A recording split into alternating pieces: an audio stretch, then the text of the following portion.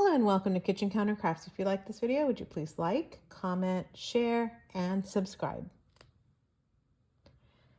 I have a comparison video for you today, and it is the Pilot Vanishing Point in 3 nib sizes. And just so you know that if you're looking around for vanishing points, you're also going to find them under the name capless, which is in Japan. And if you want to check that out, I actually have a video on that where I bought a capless pen and just had to do some kind of digging around to see what that was. And under the capless line, you also have the Decimo and the Firmo and then the LS. And so anyway, if you want to know more, you can check that video out. But today I have a nib comparison. And what I wanted to do was to grab my Pigma Micron pens. Goodness, that's hard to say. And I have 3 of them. I have 1 of them. And then I have rapidographs. And I have a Pilot Juice Up, which is like this amazing gel pen. All right. Let me show you what I've got here so we can see. I hope you can see that yet, except for my tag. Okay, so I have to put these little tags on. My pen pal actually gave me a pen with that. This says Heart of Darkness on there because I sometimes cannot remember what I inked with what, especially if it's like a rapidograph that's just kind of sitting on my desk.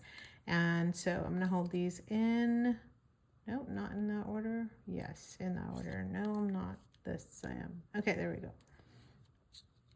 So I have a super uber thin, which is the 0.05, and then I have the 0.35, then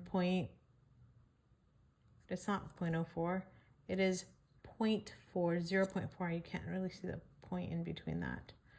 And then the 0.6. All right, so these are rapidographs. If you're interested in those, these are technical pens with super fine lines. They're literally like a Pigma Micron, except with a steel tip, and you can refill with ink. So I have, again, Heart of Darkness in both of those, and I have a video on that as well. So they've been amazing. They've just been amazing. So why do I have these? Well, I have these so that I can make some lines, and let's just get started, shall we? All right, enough talking. Okay, so I'm going to draw the 0.05, 0.05. You can even see that. Come on, Mona. Let's get this on the road here. There we go. Awful line.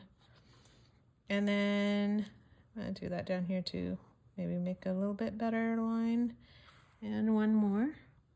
I can't even see this line. It's so fine.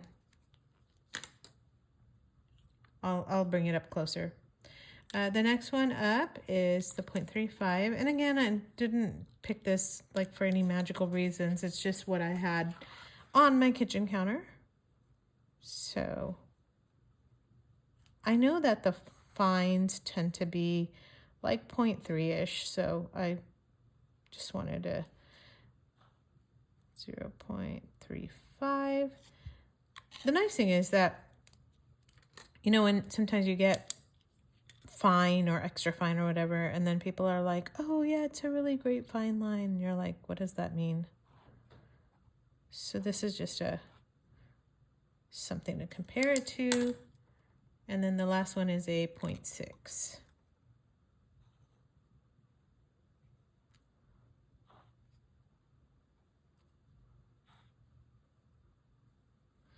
You know, I know I had some Pigma Microns that were 5s. Guess I should have grabbed that, but this will have to do. All right, so hopefully you can see what's going on the paper. Now this is my regular run-of-the-mill ledger paper. It's not anything exciting. I'm also going to make these lines on my Rhodia dot pad, but I'm not going to make you suffer through that, so I'll be right back. Alrighty, so I have 3 pens for you, and those are the vanishing point in fine, and then I have the vanishing point in medium. I have to think about that. And then one in stub. So we're going to go with fine first, and we're going to go with bad paper first, just because that's how I roll. So pilot, vanishing point. And by the way, these are all 18 karat nibs. And this is, I'm going to put this here. Fine. All right, so the line, I'm going to just make a line.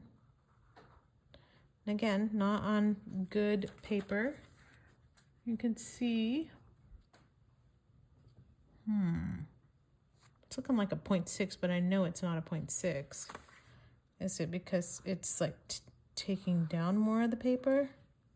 Did I put more pressure on that? This is not very scientific at all, is it? All right, so why did that first line write so? Let's go this way. Here's some lines. Maybe you can also compare it this way as well. All right, we can look at that.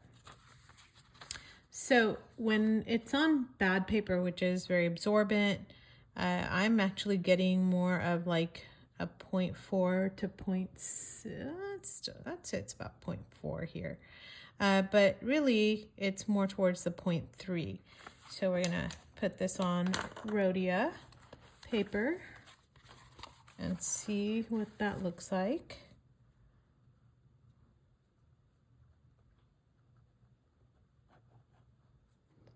And I can already tell that the line is much different than the other. So there's a 0.4. I'm sorry, 0.4. Yeah, I mean, it's looking a lot like the 0.4 line. So this is the fine. And let me see if I can get it to write a little bit thinner. Yeah, it's pretty consistent. Ooh, that looked bad. Yeah, it's not as fine as these two lines. So I would say about a point. What am I doing? I'm rotating this, aren't I? There we go. Ah, I should probably also write down the ink. The ink is Mont Blanc Permanent Black. All right, so there's the fine on both. Now I'm gonna have to zoom out of there. Okay, let's go to the medium. So that one's done. Where's my pen? I'm moving my pens. There's too many pens to compare. All right, let's go with the medium. Let's go here. Zoom back in. Hopefully not give you too many shadows here.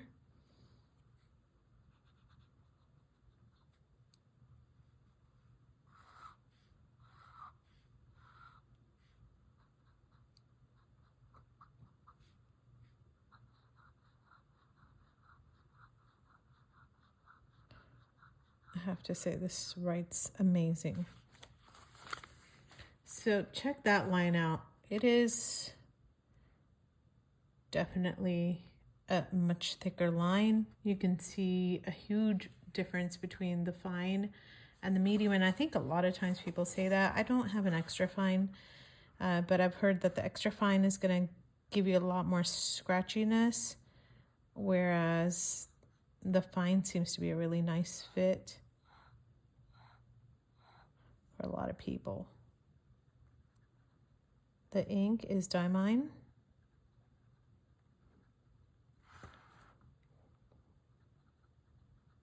Blue Velvet. So this is definitely looking like a 0.5 or a 0.6, kind of in between these two lines, but I think it's really going towards this. Let's see, right. What do you think? I think that's about right. You know, I'm going to do that with this one too.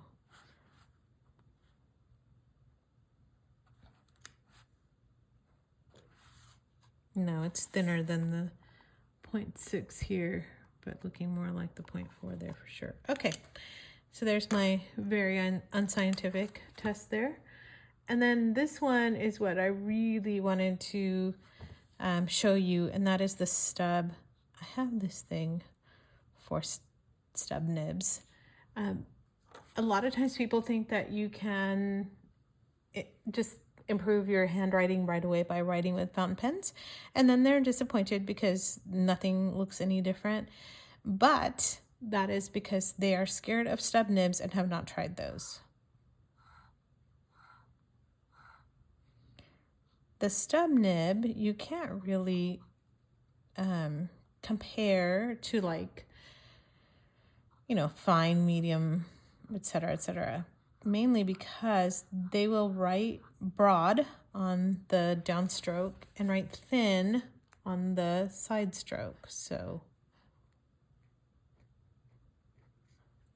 just want to show you that as well, just because I have all three pens here, and then it serves as a nice comparison. This ink is Iroshizuku Kujaku, and you can't tell the difference here because that paper just soaks everything up and doesn't show you anything. So we're gonna use the Rhodia dot pad and show the stub here.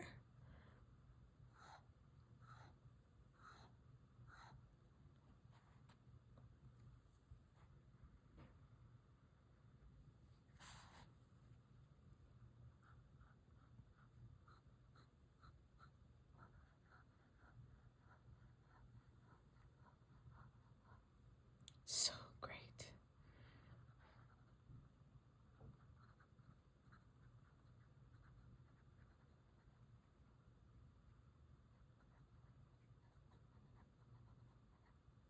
And this ink is just a really beautiful ink as well. All right, so if you're wondering what a stub nib is, it is a nib that is basically flat on the end. So I'm gonna just draw you a nib real quick. Most nibs are kind of at a point like this. Oops, there we go. So you have a nib that kind of looks like that, but a stub is gonna be like a little bit like this, where it has a flat. Now it's not gonna stick out like that, but it's gonna be like this, so that it has a thick part going down and then going to the side. And again, you can't tell on this lovely paper because it absorbs everything. But when you're writing with the stub nib pen, it's just great, because now I'm just basically doing a review for a stub nib, which I should probably do as well. Actually, you can check that out as well. How about that? So if you want to know more about the stub nib, I'll do a thorough review on that. I think this might not be the place to check that out. So let me just show you the three of these again.